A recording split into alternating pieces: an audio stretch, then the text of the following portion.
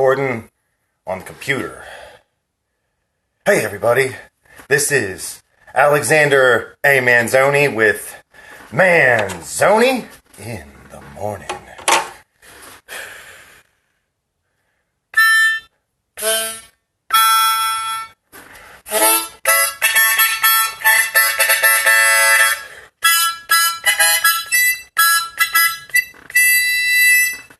It's been too long since I recorded one of these things, but I've been getting a lot of work done, concentrating on the writing instead of performing or looking good in front of people, coming up with fucking posts and all that shit. Honestly, I'm not trying to lose sight of the writing, and I don't think I've done that. So I got tons of new poems, a lot of them. I mean, a lot of new poems. But now I'm in a strange position where I'm sending out poetry to literary magazines and places, and reading them on the podcast counts as publishing them. So that's pretty stupid. How about that? I would like to show you something special. I know the people in podcast land on Anchor aren't going to be able to see this, but I've got Sophia made a Spokane Story backpack. Backpack. It's a fucking duffel bag. It's got my logo on it. It's pretty cool. It's very hard to be on all the screens at once and show stuff, so I'm just going to do my best. So we got that made. You can't buy one yet. But I got some stuff in here. Ooh. So I got a copy of my book, Manzoni in the Morning, Poems from the Podcast and Beyond. And I've got the prototype made. This is not stapled together. But when I get some extra money, I'm going to make some copies, and that'll be cool. Now, I'm publishing this shit, and so these poems published. So I feel comfortable reading some of them. Many of them you've already heard. They're my classics. Stuff that I've read in public around Spokane or read on the podcast. But a couple of them are some new ones. And I don't know if I ever read this one. This is called a snowman made of shit and the grubby little troll jacking off his microscopic cock in the far corner. It feels like I fell asleep under the rear wheel of a Peterbilt, or that I got caught within the cogs and machinery of a giant grandfather clock. Either way, it has not been a pleasant experience. Running around a New Jersey dream town, as much as I have tried to, I shall never forget the waterfront in May's Landing, Spoonie's Marina, where old Spoonie went crazy and killed his kin. Is that how it happened? That's how I remember it. I take my last painkiller in hopes of something better. Combined with my kratom, it will be quite the concoction. A chill creeps up my ankles and into the small of my back. What do we lack aside from nationwide tolerance and a true emergency? A true emergency at the border. It is a new tragedy near daily, while the orange man with tiny hands shits into his own outstretched palms and wipes it not only on the flag, but where he wants his precious wall to be. There you go. Fail to the chief. Do we really need a president setting so many bad precedents?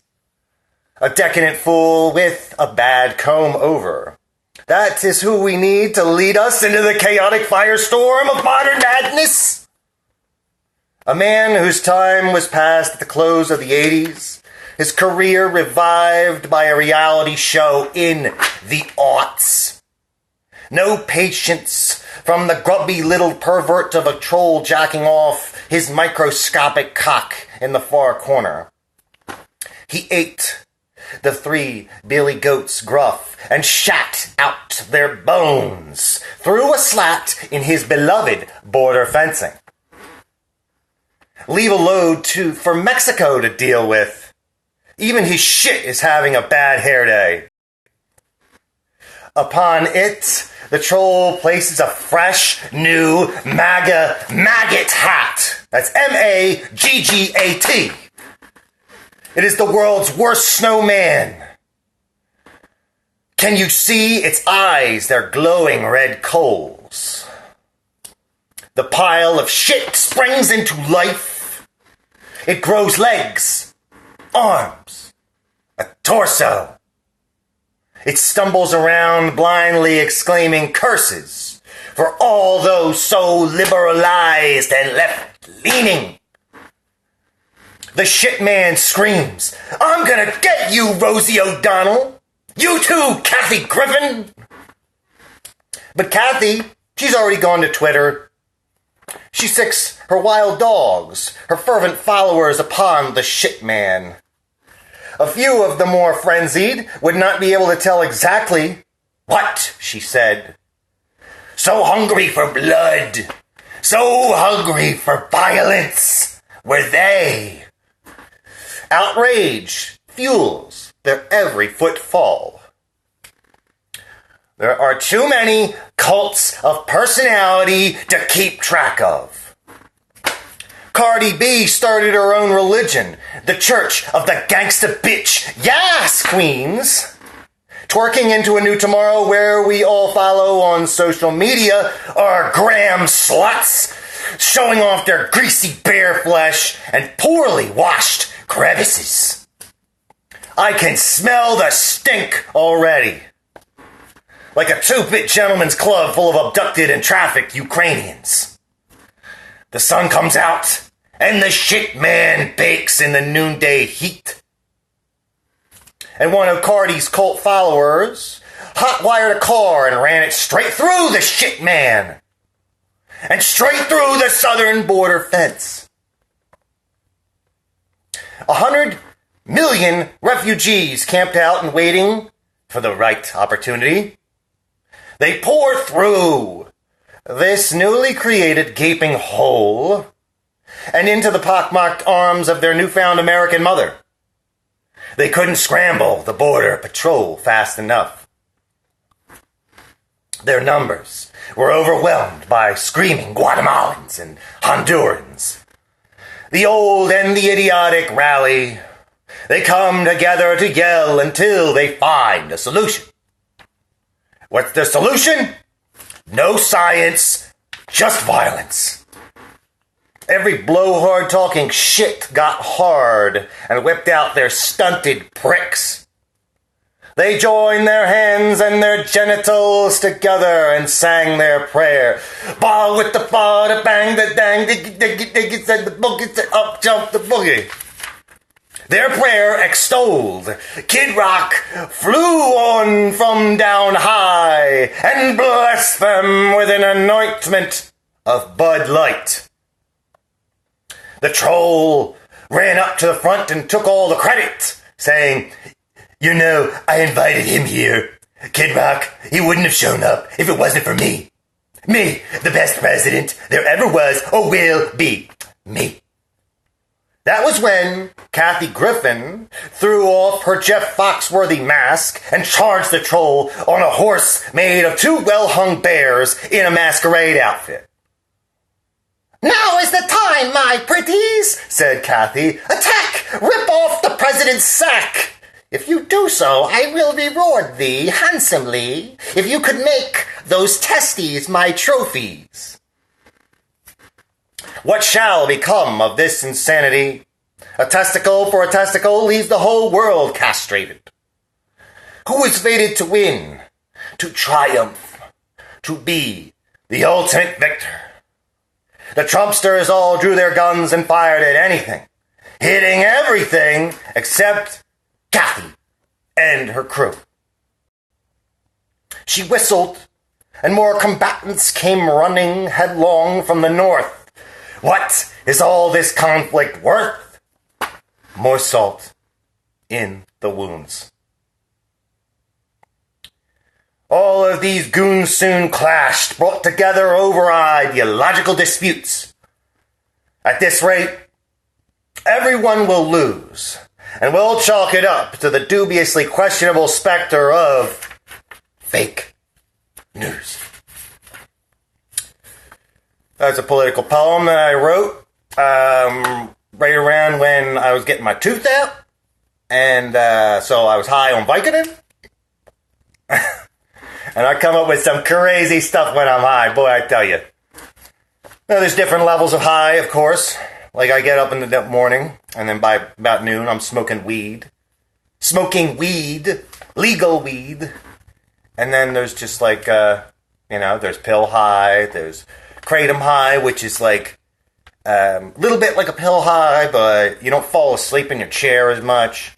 And there's drunk high, where you're feeling good, you feel like this, And I don't do that so much anymore. Although, I did have plenty of beers this weekend. And I had a few beers last night.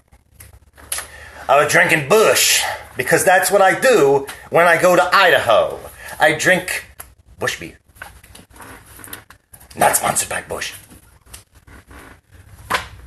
So what do I have for you next? It's a shame I really want to read some of these other poems. But the man is keeping me down. Fuck the man. Fuck him. So I think I'll read something that was recently published, because nobody can fuck me over from doing that. And just bring it up on the computer.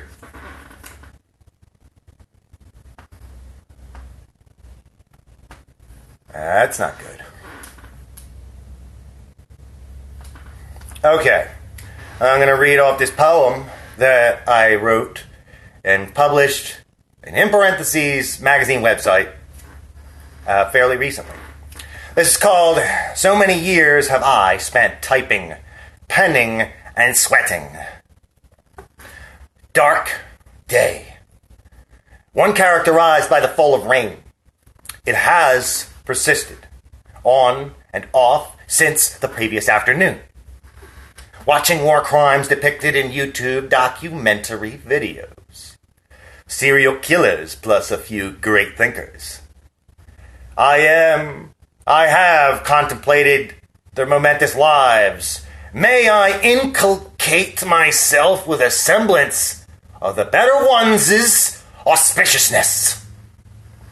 4 pages come. They were written in the cold bosom of a word processor, cast in the ephemeral spirit of a digitized document.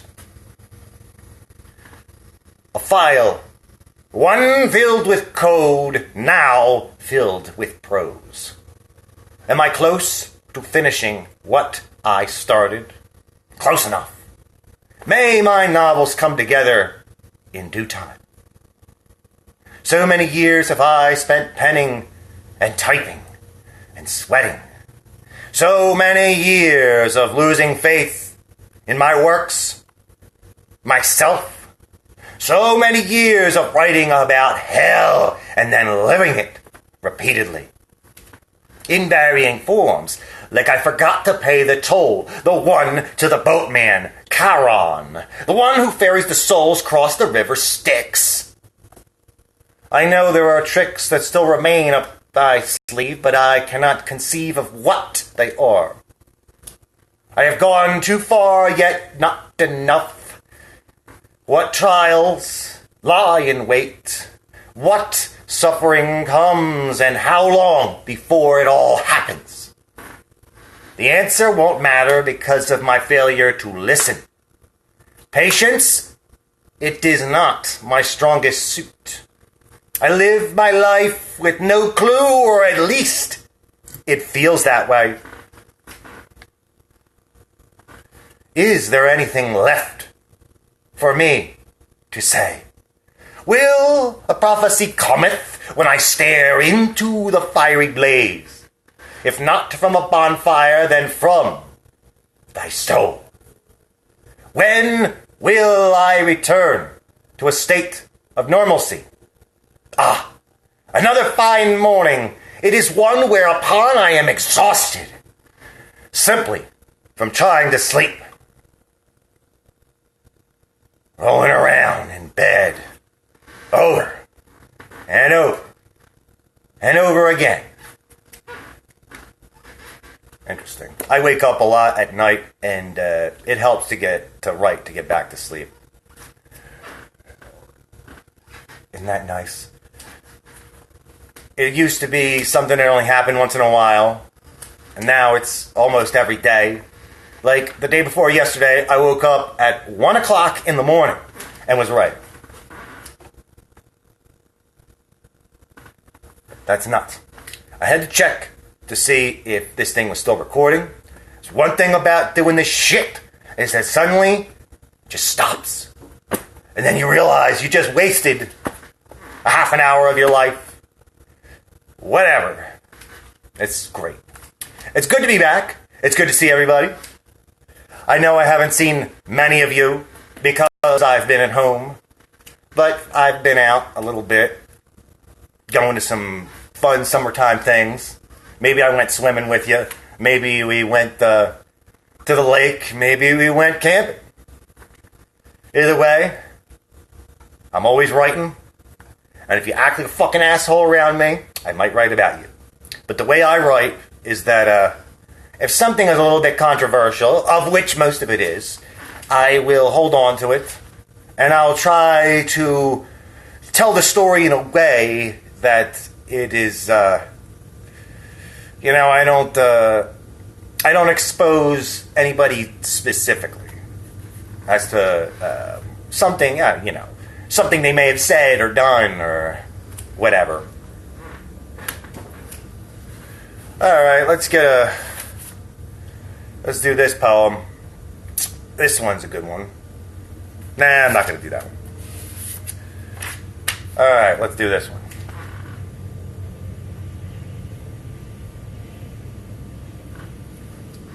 When will I return to a state of normalcy? Was I ever there in the first place? I don't know. I take a deep breath. The whole building is shaking from the lumbering train passing by. And I'm still asking myself, why has everything transpired the way it has? It all changed so fast. And yet not fast enough. When my world was falling apart, time seemed to come to a virtual standstill. Thank the good Lord, I am over that hill. Or at least, I believe I am. Can I see ahead? Or am I always looking behind? Buried alive. I feel as if I am being buried alive in an avalanche of my own poems. All I want to do is catch up and perhaps attain a bit of good health in the process. I keep telling myself to relax, but it isn't working. It makes me worse somehow. Maybe I should make them shorter. That way, it won't take me so long to beat it out on the keyboard. Too much writing is a good problem to have. For me, it is the opposite. At least, I am not being buried in excrement. Isn't that nice? The very real problem that I have is that I'm writing all these poems and then I gotta fucking type them up. Why don't you just type it directly on the computer? Because I like the personal touch of writing it in the book. I have written poems on the computer, but I like to have a physical copy in case the world comes to an end and I lose, all the computers explode at once, like from some kind of like sunburst, solar flare shit going on. Boom! And then all the electronics go dead. Then what do? I lost all my shit. Of course, same difference is that you only have one copy. You lose that, you are fucked. You are fucked. Luckily, I'm not fucked today. Although many years ago when I was like 16 or 17, I dropped out of school to be depressed and finish my novel, From New Jersey to Hell, and I lost the two of the notebooks that I had the middle and the end of, and it crushed me.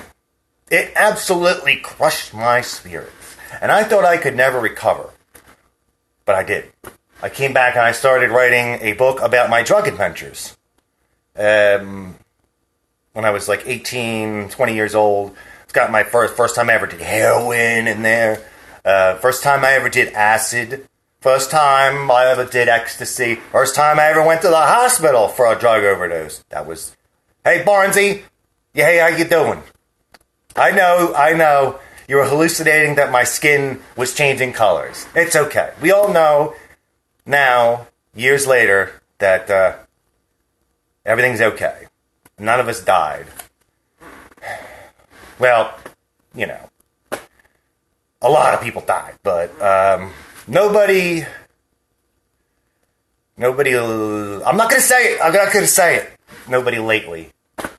Because it's every 2 months there's another person added to the list. And I'm sorry. I'm sorry to everyone out here who clicks on their timeline and looks at their friend's page and says, oh, I wonder what this person's doing. And then you see the in memoriam fucking thing. And you say to yourself, how did this happen? What the fuck? Most of the time, it's fucking drugs. Fucking heroin. And most of the time, it's somebody who had problems with me doing heroin. Who had problems with my drug abuse and would tell me things like, what's the point of talking to you because you're pretty much already dead? Yeah. Well, I'm not. But that happens when you have to make a big life decision. Because I was doing heroin all the time, shooting up fucking cocaine and crack. Anytime you turned your head, I was shooting something up. And I had to get to a point where I was fucking tired of it, tired of the guilt. I still have this guilt that exists over my soul. That feels like I'm always doing something wrong, like I'm still doing the drugs. Because I'm so used to just being that way all the time. Where I had this normal life, trying to fake it, and then trying to slip in as much hard drug use as I can while no one's looking. Here in Spokane, it's an interesting situation because these people out here, I tried buying drugs. I bought drugs off the street a couple times, and I hung out with some tweakers, did a little tweaking. And it came to my brain that this was not a good place to do that kind of shit. It's bad enough if you grew up in a place and everyone was on meth and heroin, and they're just your buddies from growing up and stuff, and but here, I got here, and then, I didn't know any of these degenerates, and I invited some to my house, and I did not like the way I felt on meth with a bunch of people I don't trust, especially when there's guys like motherfucking TJ motherfucker who stole my motherfucking phone, who got the fucking helicopter sent to my fucking house, the goddamn police dogs, they got me fucking to fuck me up, fuck you, fuck that guy. Here's a big fuck you to everybody who has ever fucked me over. Everyone who ever said that I was a fucking idiot for wanting to be a poet back in Newfield, New Jersey, that was not an option. You couldn't be oh, I'm going to be a poet. Well, that's how everyone treated me. Oh, this guy thinks he's going to write? Well, good luck. You didn't even go to school. You didn't even go to school. You didn't even go to school. Yeah, I'll take your school and shove it up your fucking ass. But one thing, I didn't go to school, but another thing, I'm not worried about fucking paying back student motherfucking loans and shit. And I'm learning plenty on the street, plenty at the actual events, plenty when I do manage to get to workshops and things like that. There's a lot of fucking places you can learn shit without having to go to school. And if you are a smart motherfucker, you will be driven to educate yourself and learn new things because it makes you feel good. Okay?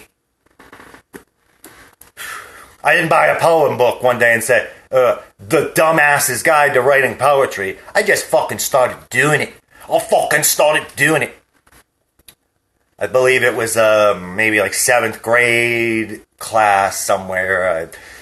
They had we're going to have everybody write a poem and send it in, and then we're going to get it published in this little anthology. And they picked my poem and they picked one other girl's poem. I believe it was, I don't know, somebody's. And they printed it up in this book. And you had to buy the book, of course.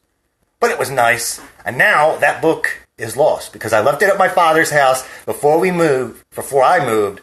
And so maybe the only person who's got this book is people who were in my 7th grade class in Notre Dame Regional School in Landisville, New Jersey. Some scary things happened there.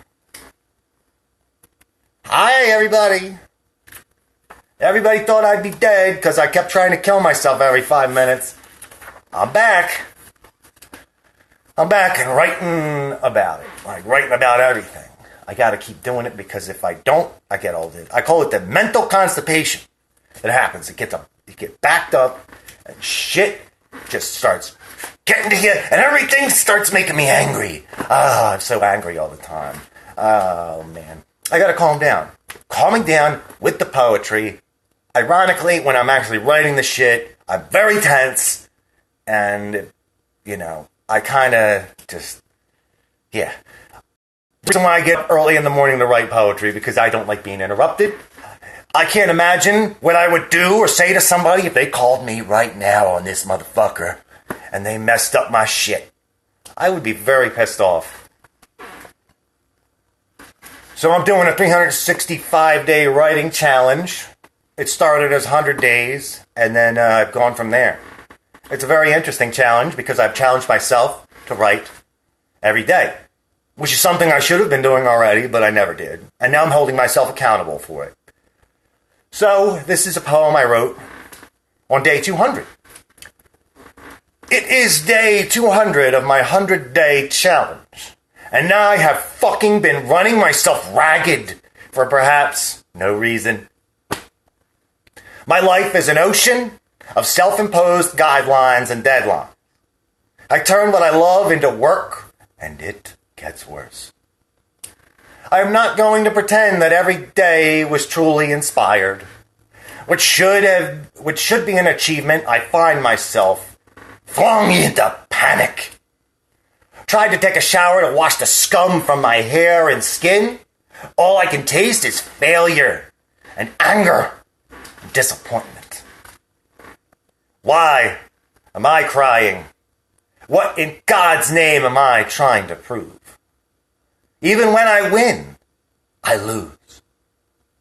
Day 200, writing every morn, sometimes into the late hours.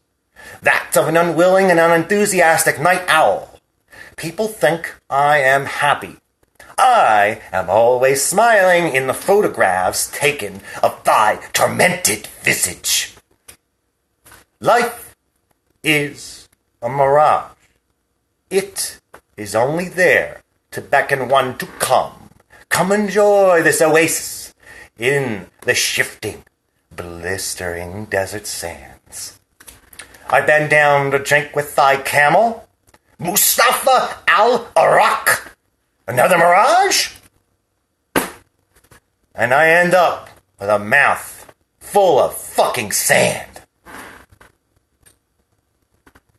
Gritty granules, they do hydrate me further. I spit along with my camel. At least there is something we have in common. You have been so good to me, Mustafa. Too bad you are nothing more than a fabrication birthed in the imagination of man. Day 200, and I am way past having lost my marbles. We are entering a new land of the unknown. Despite all the support and the love, I have rarely felt so dejected and alone. 200 days and I am wasting away. I pray thee, do not follow me. Go home, Mustafa.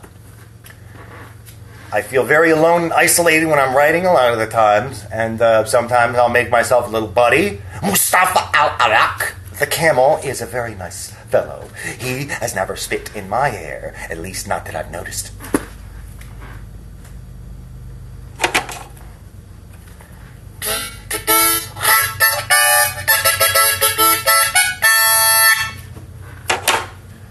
Red and Black Sandals.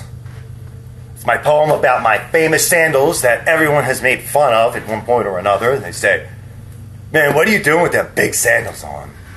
They were the last shoes my father bought me before I moved to New Jersey. And I still have them. And here it is. Red and Black Sandals. You are a relic, a veritable link to my past. Not that these poems aren't more than enough of a link. Eh? Red and Black Sandals. I have been adorned in you for 5 summers. Bought at the mall in New Jersey, this pair, the backpack my father gave me. These are the ties that bind me to my former homeland. Plus, an increasingly obsolete Apple laptop adorned in prescription stickers. The extra ones in the bag from when I received refills. These sandals, they have carried me. They have wearied me.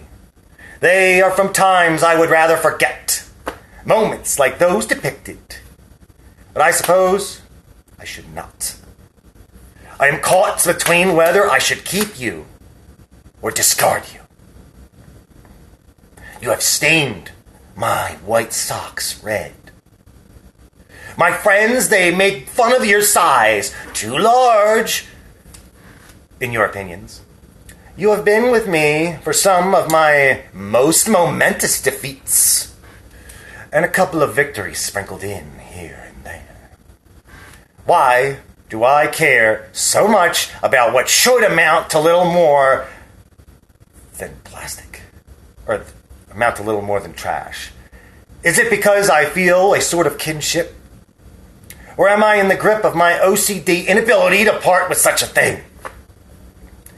May I make an expiation to you, my old shoes? What can I do for you before you take that final ride out of here? Sad to say, that final ride, it shall be in the back of a garbage truck. Good luck, my shoes. When you are gone, I shall miss you. Alright, now we're going to do New Things for Kings. I am standing halfway inside, halfway out of my back door, writing, gazing out into the distance at the ethereal tree line. Gazing past the great bridge, the one whereupon I have watched so many Boeing 737s go by, them and army vehicles.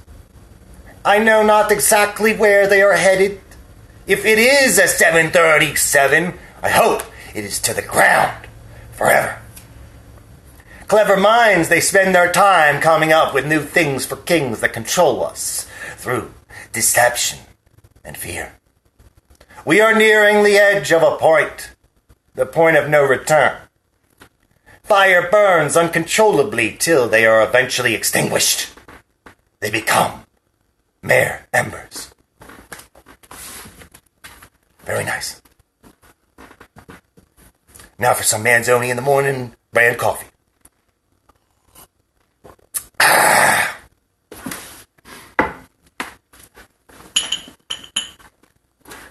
And to be on brand, got some weed. The weed of the week for last week, for the camp out, was Purple Punch. It was amazing. It's amazing. This week pretty good too, but I don't know what brand it is, so I can't talk it up. One thing I can do, though, is take a hit.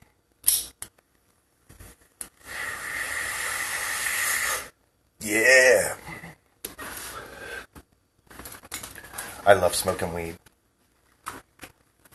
It affects everybody differently, so if it doesn't affect you well, don't get too hung up. All right, I'm going to do this poem. Poem's a little bit too crazy for most. I'm going to have to maybe take out a couple lines. But either way, doing the poem from the camp out, the main one. I was writing poetry the whole time I was out there every morning. But when the camp out was done, I wrote a big poem. And this is the big poem.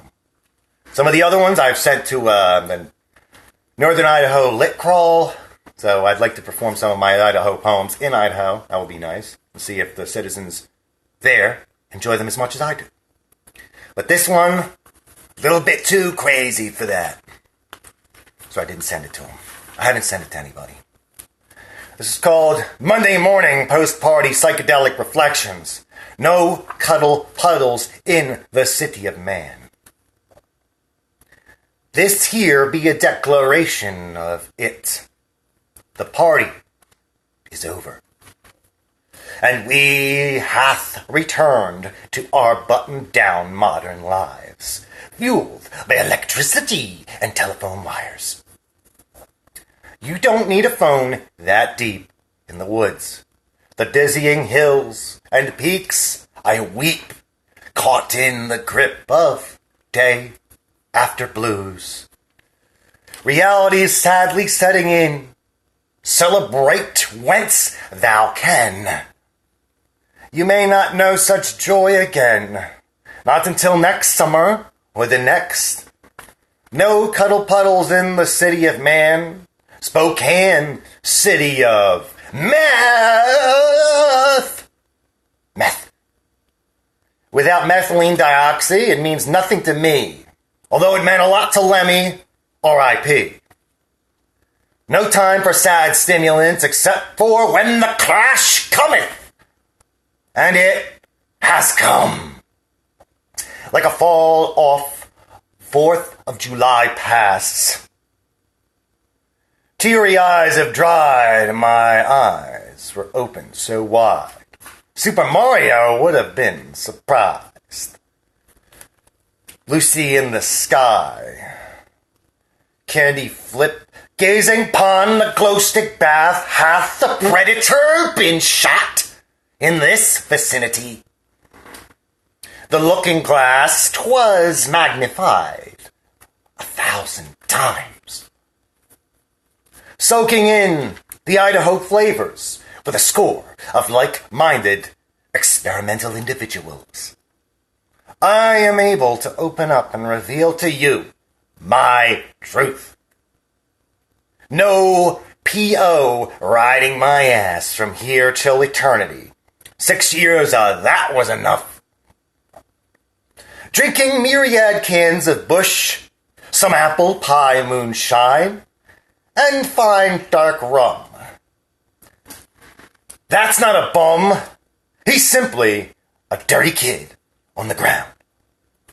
Exhalations expressed out loud. I need that recipe for good brown gravy from country artist Joe Diffie. Red-eye gravy, red eyes, no Republicans around to be found in the big red state. It was great. I know, there was like this fat guy kept riding by on an ATV staring at me when everyone went swimming one day. That was weird. Don't be late to the party, or you might miss it. Don't quit on your inward journey. Project it outwards. Can't go back if we're always moving forward. And you call yourself a time traveler? Call me the Unraveler. I could have untied the Gordian knot if Alexander the Great hadn't cut it in two. A little history lesson for you. I speak my truth, whether you like it or not. Woodstock 50 was cancelled, but Andy Stock went ahead. Full force. For better or worse, we find ourselves changed. What else shall we permanently retain in our tired brains? Snapshots in time, snapshots of life. Hard rock, down home country, and what a fantastic country this is in earnest. I will forever know you, fair Idaho.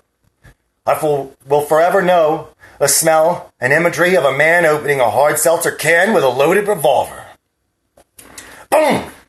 Tastes like gunpowder. They mix it with cocaine and snort it in Africa. Luckily, we are not child soldiers. We are the children of the forest. The electric Kool-Aid 'twas concentrated on stark white paper. Thick, I welcomed it as it touched my lips. Just as I welcome whatever fate has in store. Sure, I want more. Another taste of galactic dust. I trust you will keep this in confidence. Bliss comes with the promise of eventual physical exhaustion. Still, it was immensely awesome. A bit of brain damage is a small price to pay. Live in the day, rule the night. In all its inky enveloping blackness, dealing with demons, capering in the darkness, severed, flaming skulls smiling strangely at me. I wish thee the best, good Andy. Remember that every possibility is just within reach.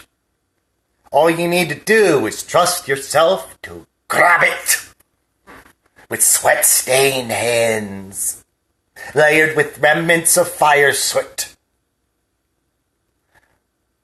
This was one for the books. We will be forever looking ahead, but for now I accept the air-conditioning comfort of thy bedroom. I did not sleep. Friday, Saturday, it only came late Sunday night.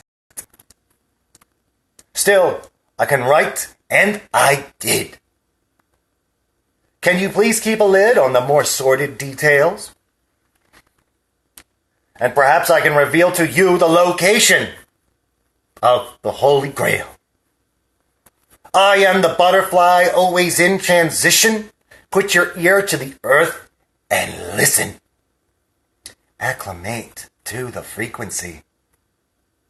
I must escape the crystalline cocoon, spread thine wings, warm them in the gentle afternoon heat, and fly. Thank God Andy pulled that shard of wood out of his eye. How else can one hope to cry blood? Would I do anything differently? Not this time. Back to the daily grind, back to the arduous slime, back to sour wines, back to the LCD screen glow and all that we have ever known in the boundaries of reality. I possess all the tools I need to speed down the highway of life. Stay out of the passing lane, or you shall fence speed run down. Listen to the cacophonous sound of thine horn. A cartoonish ahooga. Sasquatch be with me in the back seat. He makes for great company. Throw another color packet into the blaze. Watch the fire as it turns purple and green. When the end cometh, you'll know what I mean, whether you're 16 or 69. You can call me blind, but I may feel the same way about thee.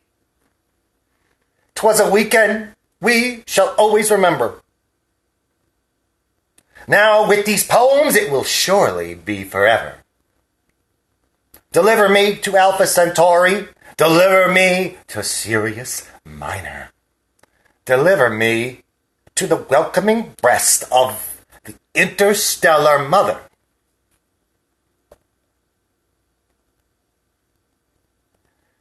We are shooting stars burning brilliantly for what seems like a moment. I will not forget these lessons, and I will take care to pass them on. Summer's almost gone, but it will return again. And in such time we will return triumphantly with trusted friends, and the cycle begins anew. Don't forget how much Manzoni loves you. It's true. All I needed to do was make the difficult decision to finally let go. Let time slow. Only then will the foliage grow to a densely packed thicket. Here I present to you one ticket to heaven. Be sure to utilize it wisely. You, me, Andy, and all the rest. We hath passed the acid test. I wish you the best. We have been blessed even if some of us fall face first into the bushes astride the winding path. All in all, it made for a good laugh. Past the bottle, we're headed full throttle, barreling into the extrinsic, alien dimension and parts beyond. Big fish flopping in a small pond with loons and woodpeckers to thenceforth guide us to the legendary magic bus. Get on or get the hell out of our way. Live for today. Plan for tomorrow. No room for sorrow in the land of love. Sacrificial blood. One dead mouse was the only one to fall victim. We think it fell astray of a bag of special marshmallows. Left open, it got high and was thence smashed underfoot. It's all going in the book with the rest of the Idaho poetry. It certainly gets my pen moving. No doubt about that. Never learned anything like this in class. Perhaps if I did, I would have been more apt to pass.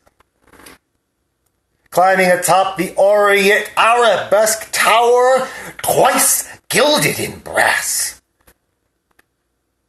I cast my prayers to thine ancestors to come after us. A sense of finality, of obtuse peace greets us in the frigid dawn.